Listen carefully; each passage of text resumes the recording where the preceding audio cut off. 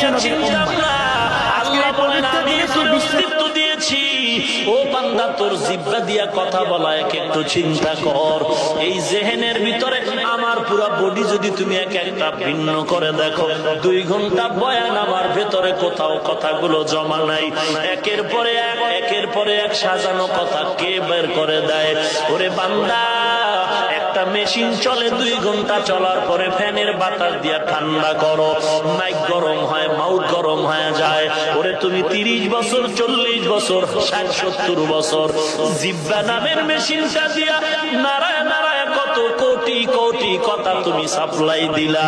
একবারও চিন্তা করেছো এই কথাগুলো কোন মেশিনের দ্বারা তৈরি হয়?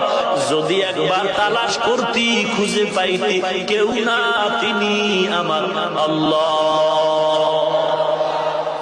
ওরে বান্দা, সে আল্লাহকে এখনো চিনো নাই রে মুমিন। ইমাম মালিককে প্রশ্ন করা হলো, আল্লাহ যে একজন, কোন দলিল আছে নাকি?